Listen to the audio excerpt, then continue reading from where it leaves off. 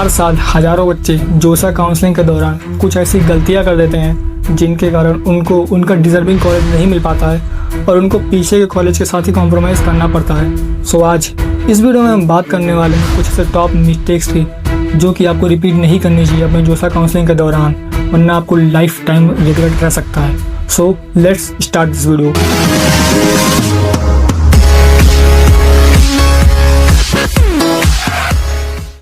पहली मिस्टेक, कभी भी जोसा काउंसलिंग के दौरान कोई भी सीट लॉक ना करें, और अगर आपको लॉक करना ही है तो पहले उस कॉलेज और उस ब्रांच के बारे में डिटेल स्टडी कर लें कि प्रीवियस ईयर में कैसा उसका प्लेसमेंट रहा है, कॉलेज कैसा है, एंड कॉलेज के सारे स्टैट जो कि मैंने पहले इस वीडियो के ट्रिपल आईटी नागपुर वाले वीडियो में हर एक चीज़ बताया है कि आपको कॉलेज ज्वाइन करने से पहले कॉलेज की क्या क्या चीज़ों को देखना चाहिए ताकि आप उसको ले सकें।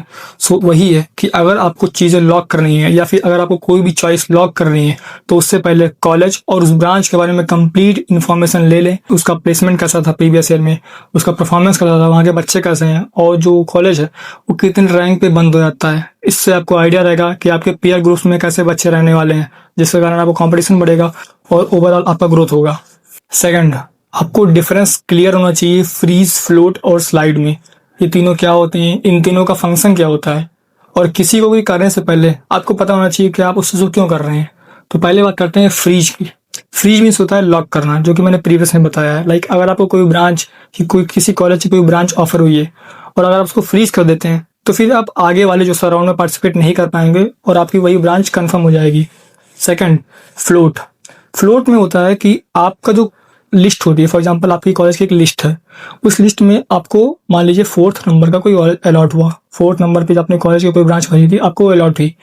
तो अगर आप फ्लोट करेंगे तो जोसा राउंड में आगे आने वाले राउंड में आपके जो लेवल है मतलब वो बढ़ता जाएगा, ऊपर होता जाएगा, मतलब उसके ऊपर जो प्रेफर्ड कॉलेज है वो मिलने के चांसेस रहेंगे।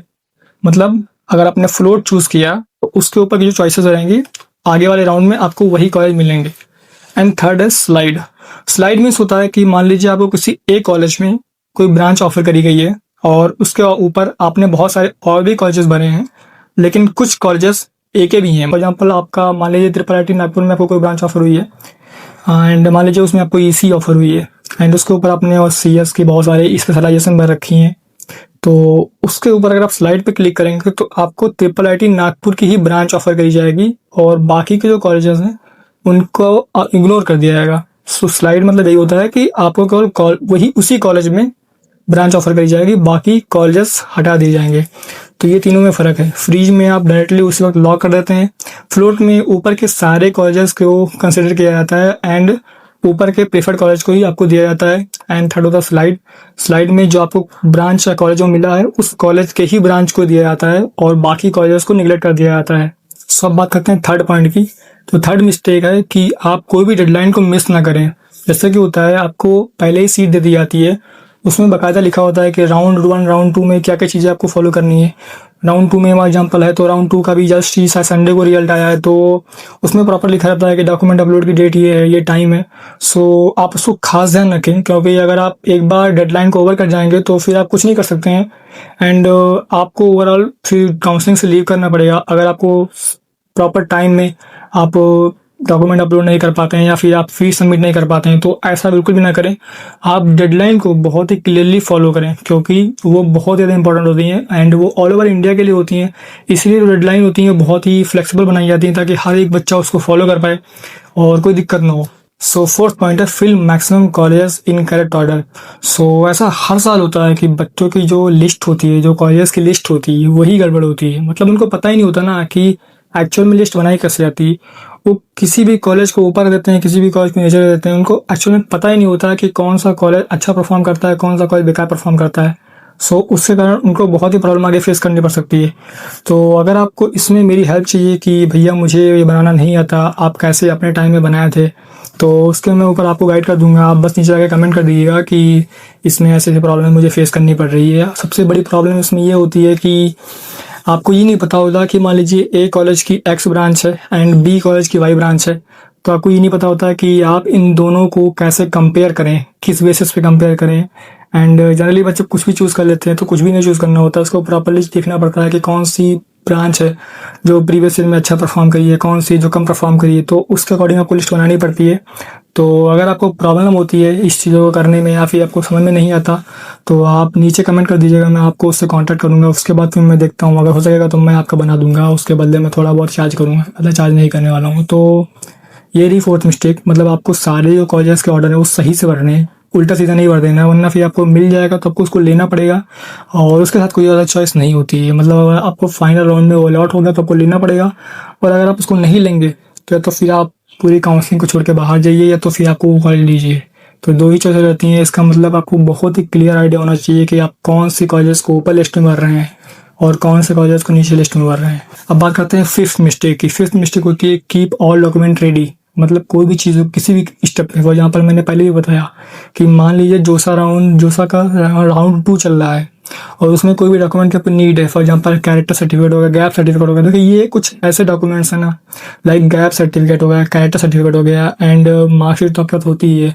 कुछ ऐसे डॉक्यूमेंट है ना जो आपके पास होनी चाहिए, और ऐसे डॉक्यूमेंट जनरली किसी के पास होते ही नहीं है। लाइक गैप सर्टिफिकेट, लोग को पता ही नहीं होता गैप सर्टिफिकेट होता क्या है। तो अगर आपको भी नहीं पता होगा तो मुझसे पूछ लीजिएगा, मैं बता दूंगा। बेसिकली गैप सर्टिफिकेट होता है जो आपने ड्रॉप ईयर लिया होगा, तो आपने ड्रॉप ईयर में पढ़ाई ही करी है, कुछ और तो किया नहीं है, तो उसके लिए आपको जाके वो एडवोकेट के पास जाके आपको उसको बनवाना पड़ता है, तो उसका भी एक प्रोसीजर होता है। तो ऐसे आप सारे डॉक्यूमेंट को संभाल के रखिए और डेडलाइन से पहले ही डॉक्यूमेंट को सबमिट करना हो या फिर कुछ भी होगा कि वो फिर आप सबमिट करेंगे तो आपसे वो पूछते हैं कि आपको ये गलत है या फिर फोटो क्लियर नहीं है, या तो आपको फिर से री अपलोड करना पड़ता है। तो आपके सारे डॉक्यूमेंट रेडी होने चाहिए। तो ये टोटल 5 मिस्टेक्स जो मैंने आपके साथ शेयर करी हैं, और ये हर साल कुछ ना कोई बच्चे रिपीट करते रहते हैं। तो इस 5 मिस्टेक्स के बाद मैं आपको बोनस पॉइंट भी दे रहा हूँ। बोनस पॉइंट ये है कि आप सोशल मीडिया पे कुछ भी कॉलेज या फिर लिस्ट के बारे में मत फॉलो करिए। लाइक बहुत सारे लोग होते हैं ना, कहते हैं कि इस कॉलेज की ब्रांच है प्रीवियस में बहुत ज़्यादा अच्छा परफॉर्म कर रही, तो सारे लोग इस ब्रांच को बहुत ही टॉप प्रायोरिटी पे लिखना, क्योंकि ऐसा करने से क्या होगा, आपको अगर फॉर एग्जाम्पल वो मिल गई तो आपको वो लेना पड़ेगा।